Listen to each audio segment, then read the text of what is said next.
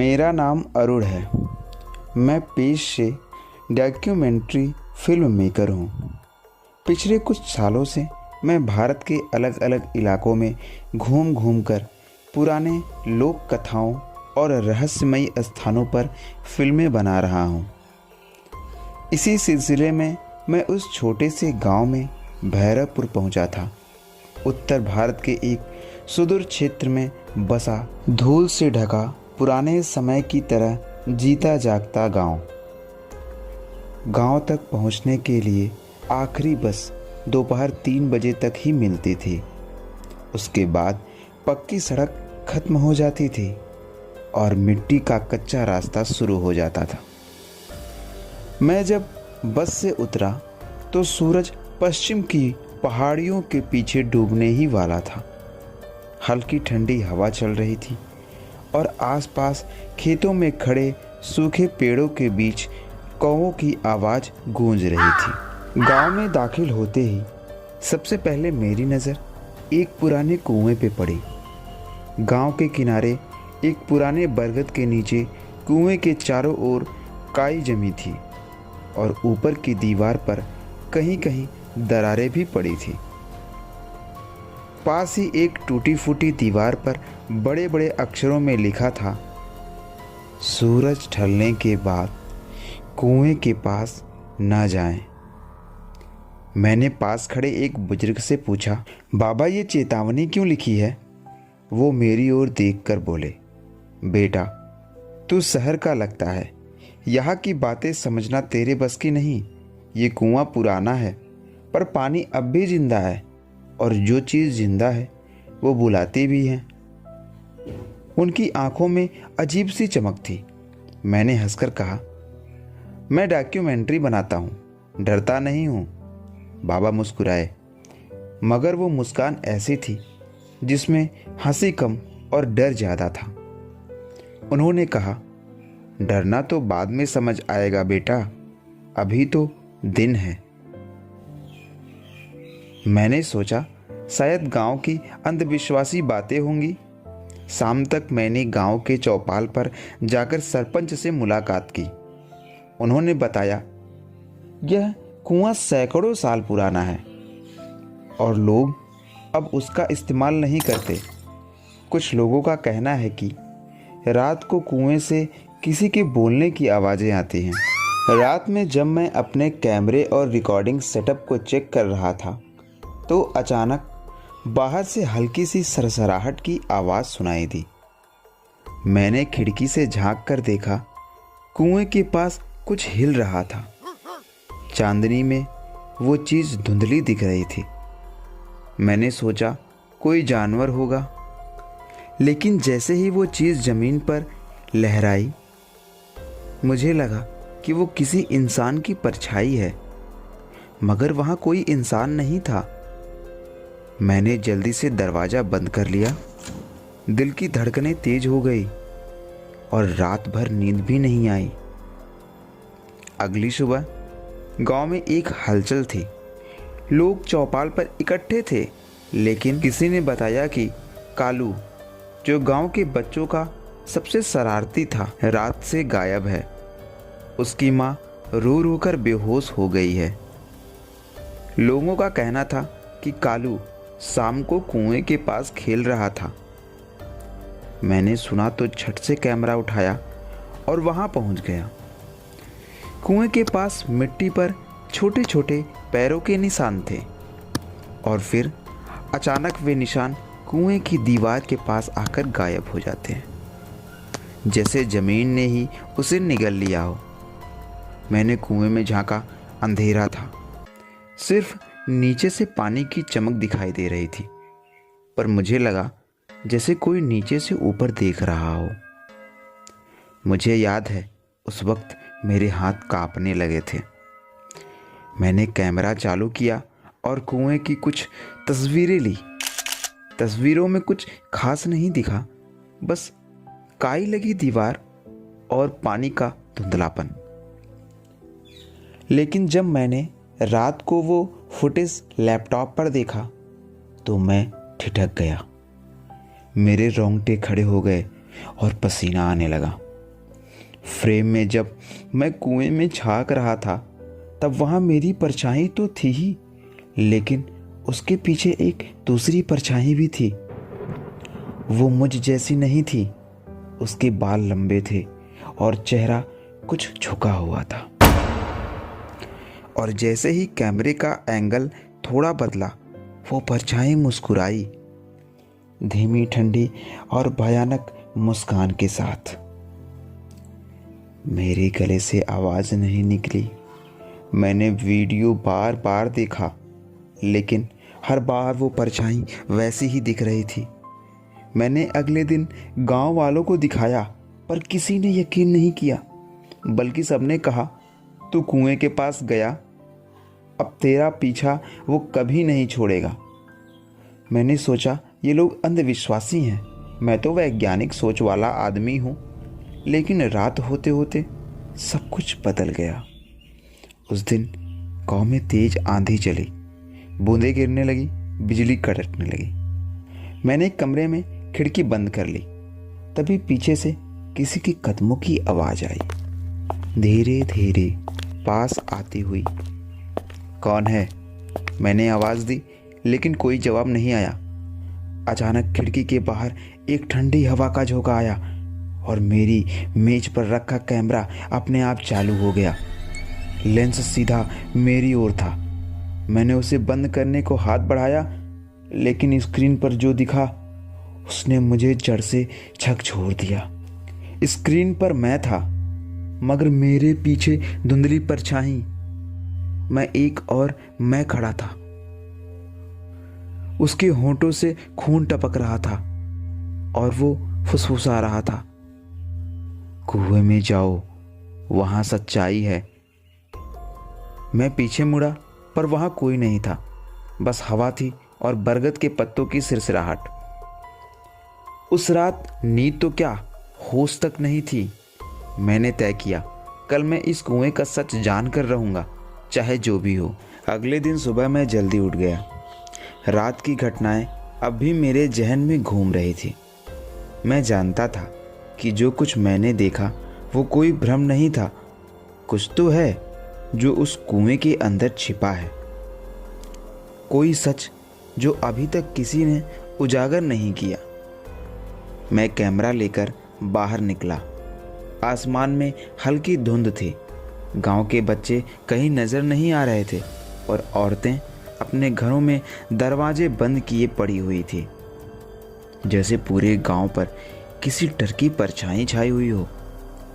मैं सीधे उसी कुएं के पास पहुंचा। कुएं के चारों ओर मिट्टी गीली थी और बरगद के पत्तों पर ओस की बूंदें चमक रही थी। मैंने कैमरा ट्राइपॉड पर रखा और रिकॉर्डिंग शुरू कर दी। हवा बिल्कुल शांत थी, लेकिन कुएं के अंदर हल्की हल्की टप टप की आवाज़ आ रही थी, जैसे कोई पानी के अंदर पत्थर फेंक रहा हो। मैंने नीचे झांक कर देखा, पानी हिल रहा था, जबकि ऊपर एकदम सन्नाटा था। कौन है नीचे? मैंने पुकारा, पर जवाब में बस एक धीमी गूंज आई, कौन कौन। पर उस गूंज में मेरी अपनी आवाज़ के साथ एक और आवाज़ थी, एक औरत की। मैंने डर के बावजूद कैमरा नीचे की ओर झुकाया, लेकिन स्क्रीन पर बस काला पानी दिखा। तभी पीछे से किसी ने मेरा नाम पुकारा, अरुण। मैंने पलटकर देखा तो वहाँ एक बुजुर्ग औरत खड़ी थी, झुर्रियों से भरा चेहरा, माथे पर लाल बिंदी और हाथ में लकड़ी की छड़ी। वो बोली, बेटा, तू जो ढूंढ रहा है उसका जवाब किताबों में नहीं मिलेगा। आ, मैं तुझे दिखाती हूँ। मैंने कैमरा बंद किया और उनके पीछे चल पड़ा। वो औरत मुझे गांव के एक पुराने घर में ले गई। घर टूटा फूटा था, दीवारों पर पुराने चित्र लटके हुए थे। वो बोली, मेरा नाम चंपा दाई है। मैंने अपनी आंखों से वो रात देखी थी जब ये कुआं लहू से भर गया था। मैं सन्न रह गया। क्या मतलब? चंपा दाई ने कांपते हुए कहा। बहुत साल पहले जब मैं छोटी थी, इस गांव में एक औरत रहती थी, भवानी, जो बहुत सुंदर थी और सबकी मदद भी करती थी। लेकिन गांव वाले कहते थे कि उसके साथ कुछ अजीब होता है। रात में वक्त उसके घर के बच्चे के रोने की आवाज़ आती है, जबकि उसका कोई बच्चा नहीं था। लोगों ने उसे डायन कहना शुरू कर दिया और एक दिन वो रुक गई। उनकी आवाज़ कांपने लगी। एक दिन गांव के बच्चे में से एक लापता हो गया। सबने भवानी पर इल्ज़ाम लगाया कि उसने बच्चे को कुएं में फेंक दिया है। गांव के लोगों ने बिना सोचे समझे उसे पकड़ लिया और उसी कुएं के पास बांधकर पत्थर मार मार कर उसे उसी कुएं में धकेल दिया। वो मरते वक्त चिल्लाई थी, मैं नहीं, मेरी छाया यहाँ रहेगी। जो मुझे भूलेंगे वो मुझ में समा जाएंगे। इतना कहते कहते चंपा दाई की आंखों से आंसू बहने लगे। वो बोली, उस दिन के बाद ये कुआं साबित हो गया। बेटा, जब भी कोई इस कुएं को छेड़ता है, कुछ न कुछ अनर्थ होता है। मेरा दिल धड़क रहा था, लेकिन मैं पीछे हटने वाला नहीं था। मैंने कहा, चंपा दाई, अगर ये सब सच है तो मुझे भवानी की आत्मा से मिलना ही होगा, तभी तो मैं सच्चाई को सबको दिखा पाऊंगा। वो बोली, मत कर बेटा, तू नहीं जानता ये किस चीज़ को जगा देगा। पर मैंने उनकी बात नहीं मानी। रात को जब पूरा गांव सो गया, मैं अपना कैमरा और टॉर्च लेकर कुएं के पास पहुंचा। चांद बादलों से छिपा हुआ था और आसमान में सिर्फ झिंगोरों की आवाज़ें ही सुनाई दे रही थी। मैंने कैमरा चालू किया और ट्राइपॉड को कुएं की ओर मोड़ा। पहले तो कुछ नहीं हुआ, फिर अचानक कुएं के पानी में बुलबुले उठने लगे, जैसे कोई अंदर से बाहर आ रहा हो। मैंने टॉर्च नीचे फेंकी और जो देखा उससे मेरा खून जम गया। कुएं के पानी में एक चेहरा था, औरत का। लंबे बाल, फटे होंठ और आंखें ऐसी जैसे किसी ने जला दी हो। वो ऊपर देख रही थी, सीधे मेरी तरफ। मैं पीछे हट गया, पर तभी कैमरे की स्क्रीन अपने आप चमकने लगी। उसमें वो औरत दिख रही थी और उसकी आवाज़ आई, क्यों जगाया मुझे? तुम्हें सच्चाई चाहिए ना? स्क्रीन पर अंधेरा छा गया और अचानक कैमरे से एक झटका लगा, जैसे किसी ने अंदर से ही पकड़कर हिला दिया हो। मैं गिर पड़ा। चारों तरफ से ठंडी हवा चली। बरगद के पत्ते जोर जोर से हिलने लगे और किसी ने मेरे कान के पास फुसफुसाया, अब तो भी मेरा है। मैं चीखना चाहता था, पर गला सूख गया। कुएं से पानी उबलने लगा और उसमें से काले धुएं जैसी लहरें निकलने लगी। वो धुआं धीरे धीरे मेरे पैरों के पास पहुंचा और मुझे घेरने लगा। मैंने कैमरा उठाकर रिकॉर्ड करने की कोशिश की, पर स्क्रीन काली हो चुकी थी। अचानक एक बूंद पानी मेरे चेहरे पर गिरी। वो बूंद ठंडी नहीं थी, गर्म थी, जैसे खून की। मैंने ऊपर देखा, बरगद के पत्तों से नहीं, कुएं से टपक रही थी। मैं भागा, पूरी जान लगाकर भागा। गांव के बीचों बीच पहुंचकर मैंने पीछे मुड़कर देखा। कुएं के ऊपर धुआं अब भी घूम रहा था और उसमें एक औरत थी जो आकृति बन के दिखाई दे रही थी। सुबह तक मैं बेहोश रहा। जब होश आया तो मैं अपने कमरे में था। गांव वाले मुझे नहीं उठा के लाए थे। मेरा कैमरा वहीं पड़ा था, टूटा हुआ, लेकिन कार्ड सुरक्षित था। मैंने हिम्मत करके वीडियो देखा। वीडियो में मैं कुएं के पास खड़ा था और फिर अचानक अंधेरा छा गया। लेकिन अगले ही फ्रेम में कैमरे के सामने मैं खुद था, पर वो मैं नहीं था। वो मेरा ही चेहरा था, पर आंखें काली थी और होंठों पर वही मुस्कान थी जो मैंने उस रात कुएं में देखी थी। वीडियो के आखिरी सेकंड में सिर्फ एक शब्द लिखा था, सच्चाई अधूरी है। उस रात मैंने गांव छोड़ने का फैसला किया, पर जाते जाते चंपा दाई ने मेरा रास्ता रोका। वो बोली, बेटा तू चला जाएगा तो भी वो तुझ में ही रहेगी। जो कुएं को एक बार देख लेता है वो कभी उससे अलग नहीं होता। मैंने सोचा वो बस डराने की कोशिश कर रही हैं, लेकिन जब मैंने अपना चेहरा शीशे में देखा तो कुछ गलत लगा। मेरे कंधे के पीछे आईने में किसी की परछाई थी, मेरे जैसे ही पर मुस्कुराती हुई।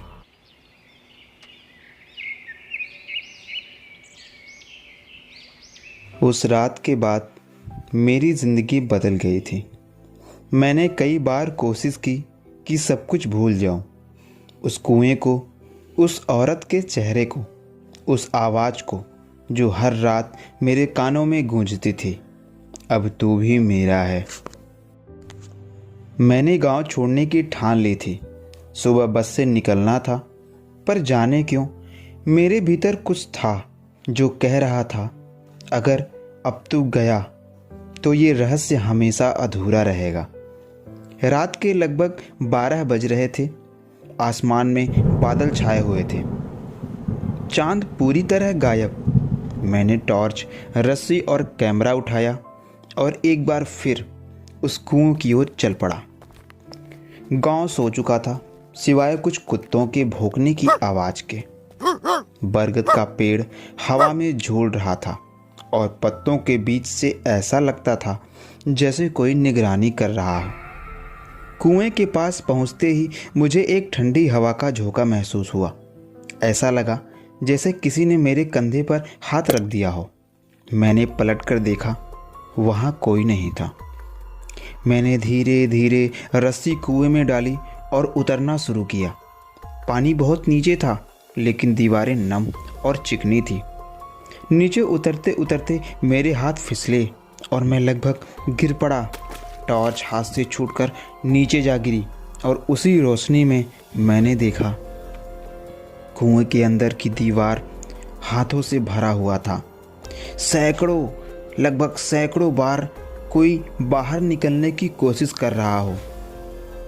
किसी किसी निशान पर अब भी ताज़ा खून लगा था। ये सब देखकर मेरे रोंगटे खड़े हो गए। मैंने हिम्मत करके टॉर्च उठाई और नीचे देखा। नीचे थोड़ी मिट्टी और कुछ पुराने कपड़े थे। एक कोने में मैंने कुछ चमकती हुई चीज़ देखी, एक लॉकेट। मैंने उसे उठाया। उसमें एक पुरानी तस्वीर थी, एक औरत की, और उसके साथ एक छोटा बच्चा। वो औरत वही थी, भवानी। तभी कुएं की दीवारों के साथ धीमी सी आवाज़ आई। वो मेरा बेटा था। मैं ठिठक गया। आवाज़ चारों ओर से गूंज रही थी। उन्होंने मुझ पर इल्ज़ाम लगाया, मेरे बच्चे को कुएं में फेंक दिया। मैं नहीं डायन थी, मैं माँ थी। दीवारों पर छाया हिलने लगी। हर तरफ भवानी का चेहरा उभर आया, दर्द से भरा, गुस्से से कांपता हुआ। मैंने कहा, मैं तेरी सच्चाई सबको दिखाऊंगा, मैं वादा करता हूँ। वो बोली, अब देर हो चुकी है। पानी उबलने लगा। कुएं के अंदर एक तेज गंध फैल गई, मिट्टी और लहू की मिली जुली। मैंने रस्सी पकड़कर ऊपर चढ़ना चाहा, लेकिन ऊपर से किसी ने वो रस्सी काट दी। मैं नीचे गिर पड़ा। टॉर्च बुझ गई। अंधेरे में बस उसकी फुसफुसाहट थी। अब तू जानता है कि सच क्या है। अब तू भी इस सच का हिस्सा है। मुझे लगा जैसे कोई मेरे चारों ओर घूम रहा है, कभी बाएं, कभी दाएं। मैंने हाथ बढ़ाया तो मेरी उंगलियां से ठंडा पानी नहीं, बाल टकराया, काले लंबे बाल। और फिर एक चेहरा मेरे ठीक सामने उभरा। वो भवानी की आत्मा थी। उसकी आंखें जल रही थी और उसके चेहरे पर वो मुस्कान थी जो मैंने कैमरे में देखी थी। उसने क्या कहा, अब मेरी कहानी अधूरी नहीं रहेगी, तू इसे पूरा करेगा। और फिर वो मुझ में समा गई। मेरे कानों से आवाज़ गूंजी, अब तू मैं है और मैं तू है। उसके बाद कुछ याद नहीं। जब मेरी आंखें खुली, मैं गांव के बाहर एक मैदान में था। सुबह हो चुकी थी, कपड़े मिट्टी में सने थे, हाथों में खून था, पर मैं जिंदा था। गांव वाले मुझे देखकर दंग रह गए। सरपंच बोला, तू बच कैसे गया? कुआं तो रात में सूख गया था। मैंने कुछ नहीं कहा, चुपचाप अपनी चीज़ें समेटी और बस अड्डे की ओर निकल चला। शहर लौटकर मैंने अपने कैमरे का कार्ड खोला। फुटेज में सब कुछ रिकॉर्ड हुआ था। कुएं, भवानी की आवाज़ और एक आखिरी फ्रेम में मैं खुद। पर स्क्रीन में जो मैं था, उसकी आंख पूरी तरह काली थी और होंठों पर वही मुस्कान थी। फिर वीडियो अपने आप बंद हो गया। मैंने कंप्यूटर रिस्टार्ट किया, लेकिन हर बार स्क्रीन पर वही शब्द उभरते, कहानी अब तेरे जरिए जिंदा रहेगी। अब मैं जहाँ भी जाता हूँ, लोग कहते हैं कि मेरी परछाई कुछ अलग लगती है। कभी कभी जब रात को आईने के सामने खड़ा होता हूँ, तो मेरी परछाई मुझसे जरा देर से हिलती है और उसकी आंखों में वही अंधकार होता है जो उस कुएं में था। कभी कभी वो मुस्कुराती है और बहुत धीरे से कहती है, कहानी अभी खत्म नहीं हुई।